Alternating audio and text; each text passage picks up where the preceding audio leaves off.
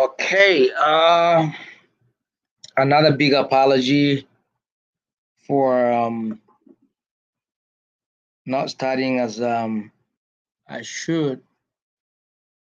Sometimes you don't have control over this technology, so you kind of take your time so that when you are on, you don't want some kind of interruption or some kind of malfunctioning. So, and that's why sometimes I take my time to make sure at least we are connected. So once again, yeah, Wendell Saunders, you're welcome to this platform. I pray that God will help us connect well. Today, I would want to look at one aspect of our marriage that we try to allow some kind of you know part of our childhood developmental aspect or struggles that when we don't handle them properly when we are growing up or when we are in that moment or stage of our development, we bring it into our um, marital homes, which doesn't really help at all if we don't manage it well. It has a way of breaking us. It has a way of completely um, pushing, our walls apart, and instead of bringing that wall to the thin level such that we can cross over it, each one can without creating much tension or stress that would probably affect our, psychological, functioning, or I mean, our emotions, so to say, would be thrown into chaotic moment or crisis or conflict that sometimes we couldn't control it ourselves. And so today I want to talk about I know some of you would be kind of wondering why that. Yes, vindictiveness in our marriage. Since we are dealing with how we feel and how what are we supposed to observe before something happen, because if you're saying, well, she doesn't love me, why does she behave this way, and why is her countenance this way, or why uh, that's why we're talking about psychology, understanding our psychologies, in our marriage, how we behave, as we live together with one another, people of different culture, background, probably even education or even I mean, in terms of geography, that's the way sometimes it affects our marriage. And so uh, I just felt like, of course, not only that, sometimes, from our own experience, as therapists, so to say, or marriage counselors, or, you know, you are helping these people who are struggling, and they kind of wonder what is happening. Why is this, happening? This is hurt, this felt hurt, and so this one also want to kind of make sure that the other person, feel the way I feel, and so in that way, you kind of throw yourself into battlefield, into a war zone, and which is not really helpful, and it's not healthy, so to say, because that's basically the key. Healthy, having a healthy home, having a healthy marriage. So when when things are not going right, you know that definitely the home is sick. So you kind of, when the body is sick, you go to the hospital. When your car, breaks down, you go to where? You go to the mechanic. And so definitely marriages sometimes needs such kind of mechanical handling or a way of help. So that's why the place to go, to meet your a therapist and say, this is my concern, this is my problem, this is what I'm struggling with. And so, and in order to reduce that, in order to minimize that or to eliminate it, because of course, when you go for counseling, my struggles is anger. So we would, try to tell you, well, what's your goal? It's your goal to reduce it or to commit, I mean, to eliminate it or to kind of, so that's basically you want to come up with a goal that is tangible, that is achievable, that is really, that is something that you can carry out. So today I feel, let's talk about, trying to blow the other, or trying to, throw, the blow to other, punch to the next person, or the who is getting the next punch, and for me, I see it as, vindictiveness in marriage, as a way of trying to indicate immaturity or throwing of a tantrum. That's why I said in the beginning, that it's tantrum is something that is seen in children that are growing up, or young adults who are still kind of battling to kind of graduate or transition from childhood to adulthood. So normally, you find out the young adults are still kind of struggling with that, and so that's why they I mean throw tantrum out there. So when you see that happen in marriage, then definitely you could just say that yes, this person, either she or he, kind of had some backdrop or some kind of a pushback or some kind of delay in terms of growing up as a child, so there was probably some kind of break somewhere developmentally. So that's why I feel I hear this so much in my recent meeting with couples. You find out, well, she made me do that, or he made me do that, because she doesn't want to take the responsibility of that, because she made me do that. If not because she did that, I wouldn't have done that. So you can see back and forth from so, and that's why we got to guard. We need a guarding. We need to guard such kind of spirit, or such kind of delayed you know um emotional upsetting. So, and also, to be vindictive, I would say, means to have a spirit of revenge, wanting to pay back anything. Could be action that does not fulfill my desires, or your desires, maybe at a particular time, or at least trying to kind of harbor, such kind of feeling, that particular stress that has made you to feel uncomfortable. So you kind of nurse it, you kind of, until you see, or you have a strategic time to kind of hit at the person or your partner. So that's it. you know to be vindictive, trying to see how I can revenge, something that was done to me that made me uncomfortable. And so the question is, why, and what do we do, and what is going on? What is going on? First of all, let me kind of um, inform you that we I mean we need to understand why God gave us emotions. We need to understand that. We need to understand why do we have emotions. I tried, earlier to kind of come up with, and to kind of give us a highlight, because I'm not sure if I took my time to kind of educate us as to the emotions, that we have, that God has given to us.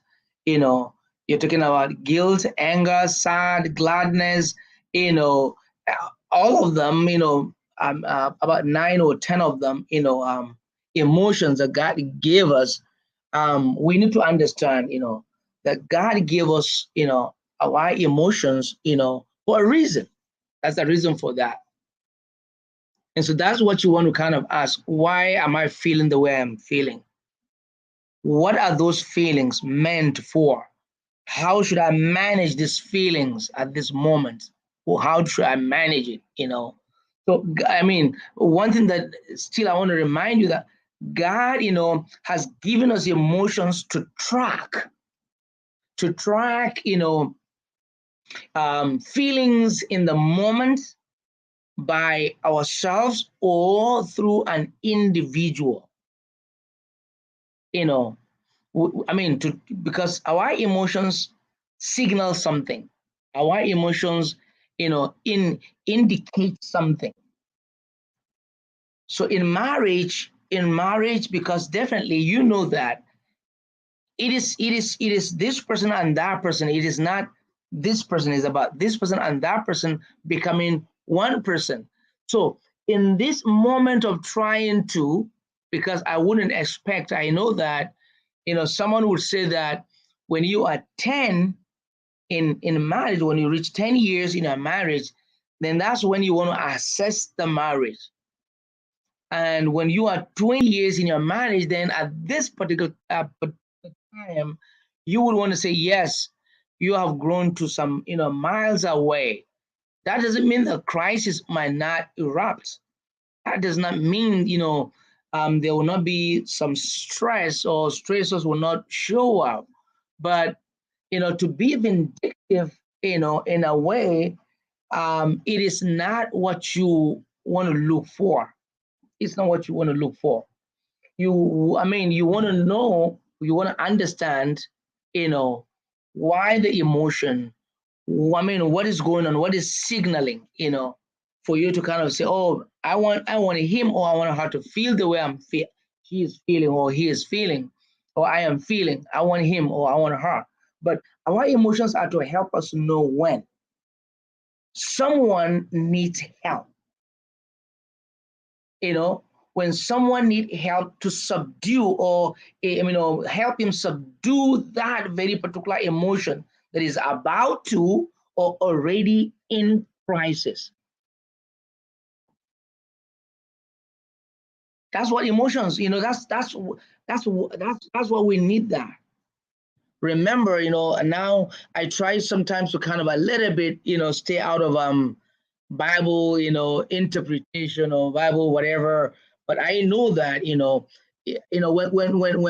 when Peter, I remember when they were arresting Jesus, and now the next thing was Peter cut, this is, what is that? This is an attack.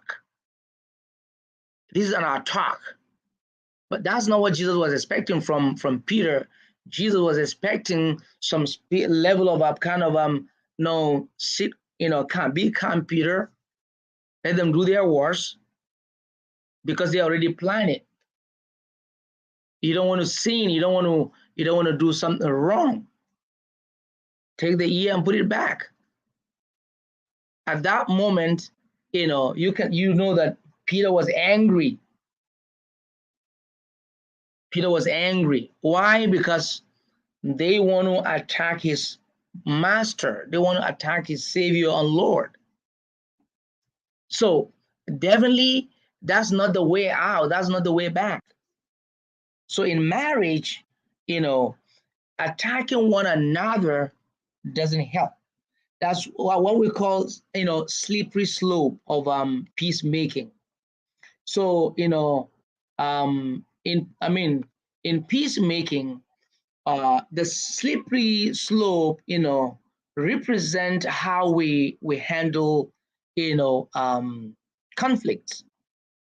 So handling conflict, sometimes, some people go by way of escape on the, down there. Some people go on the way of attacking the other way, but where can we meet at the middle? Slippery slope, escape, attacking.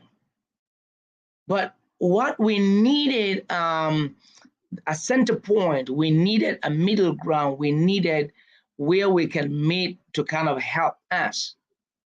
So, and what is that? And of course, in that center point, what you see there is reconciliation, arbitration, overlooking, understanding. That's what you see there in the middle.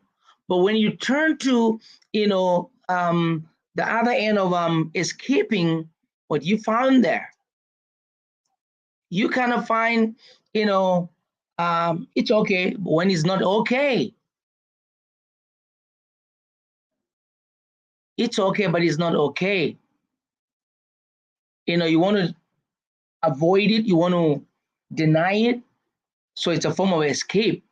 And when you come to the other side of escaping, you know what? I better revenge. I better retaliate. I better return back. And before you know, your way of trying to pay back turns to be bad, to be punishing, to be not only punishing, but turns to be to that moment of crisis in the home that could even end of not in a way finding the solution to it. So you don't want even, crisis is not meant for us to live in or to dwell in. It is, it is there for us to understand ourselves. It is there to kind of grow it, grow from one certain level. And that's why suffering is there. Why? Because you ask a question, why should believers or why should Christians suffer? Of course, suffering is for you to grow. Suffering is to make you mature. Suffering is to help you grow from one step to another. So that when you outgrow this level, that you needed to go to the next level. But it's not meant for you to kind of it is not meant for you to dwell in there so that you can it will become a problem to you. So that's why I said emotion, if it's sadness, it meant for something. If it is gladness, it's meant for something. If it's guilt, it's meant for something. All they are meant for something for us. So that's why like I said, our emotions is meant to track our feelings in the moment. What is going on now with me? Oh, something is wrong, honey. I think are you all right? Oh yeah, I'm all right. Okay, let's go for a walk. Okay, let's do this. And probably in the course of trying to kind of listen to her or him, trying to at that moment yield, in a way trying to overlook, something that probably you are aware of, then that person will feel that yes, now you are listening, now you are attending, now your presence is there. So now the person is not going to open up. It's not going to open up. Say, I didn't like the way you did that. But if you completely ignore, when you ignore that moment, now this person now would feel that, okay, you did it intentionally. Okay, you planned for it. Okay, it was a design. It's something that you designed it. It's something that you sat there and, map it, strategize, and you found the right way to kind of, so, but, you might not really intend to, but because there was no, an indication of you being there, of you trying to, completely disrupt the mind to say, oh no, okay, now I understand. He didn't do it intentionally. That's something that he or she doesn't really understand probably that happened. Or you try to do something that that will kind of rule out, because we are wired differently. That's why I keep saying you need to understand each other's psychology, because doing that will help you kind of to work together, to move, make every effort together. So to be vindictive in a marriage is not healthy. It is not healthy, and it is not even helpful either. It is not helpful either, because it damages, it damages the marriage. It damages the marriage. So when it's totally damaged, you struggle as to how to come about, resolving it, because sometimes solutions are so tough to get to. So when you see someone acting in his moment or in her moment, you need to know that it is not that that person is weak. It is not that that person is not um does not know what he's doing or she's doing. But I see, at that moment, emotion is normal. It's more like a sign of, sorry, it's not a sign of weakness or emptiness. It's not. It's an indication of need. It's an indication of, I need help. I need help. So when that is there, so now you want to see how you can be helpful, not how you can now make the situation worse. Because you guys started on that premise of understanding, on the premise of trying to come together. Like I always say, if when you are marrying, you don't want to come along with all your expectations. No, you want to come as empty as you are, but those expectations, you are going to be bringing it together. You are bringing this one. If it's not working based on your values or the values that you guys share in common, if it's not going to help that to reinforce the values that you guys have in common, you don't want it to be there. You throw it out, because you are the one that is bringing that expectation, because expectations, like I said last week and previously, I said there is a realistic expectation, but there are expectations that when they are there and they are not met, it causes problems. So those could form those expectations that when you bring them and you are not able to see the need of it, trying to kind of promote your values, so you kind of keep it aside, just shelve it somewhere, until probably the right time would come when you're going to bring that in and it worked for you. So and so to tell you that for you to have a vindictive spirit, for you to have a no, it's not helpful. It's not helpful. She is not, or he is not your war, count. No, she is not, and he is not your enemy. No, she is, like you would want to say, the love of your life. She is your better half. She is your better half. She is you. Not even part of you, but she is you, and you are her. But when there is no understanding, definitely you should expect, revenge, avenge, retaliation, payback, and whatnot. But you don't want to be there. You don't want to go there. It doesn't help. Vindictiveness can only turn your home or your marriage into war zone. You don't want that, because normally is when country and another country are having differences and they could not in any way understand or resolve their differences, then definitely this one want to make sure that he hurt the other person, and the other person feels, well, you know what, I can handle it, and he is going to now, send back, an action that can, tell the person that I am capable. So in marriage, we don't want to do that. We don't want to do that. Like I told you, when you see people, when you see vindictiveness in marriage, then it's a sign of immaturity. There's no growth, or we have not outgrown that, developmental stage. So, but you want to definitely outgrow the developmental stage that you're supposed to, you know.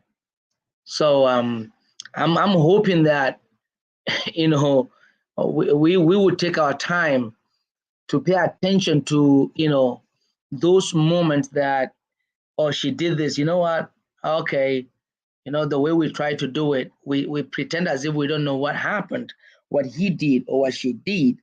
Now because I know what he did, I know what she did, so what I'm going to do is, i'm going to take my time. I'm going to take my time. So when that right time comes, now you want to hit back. That is not a good way to handle our problems. That's not a good way to handle our problems. Is, I said, not in a way of escape.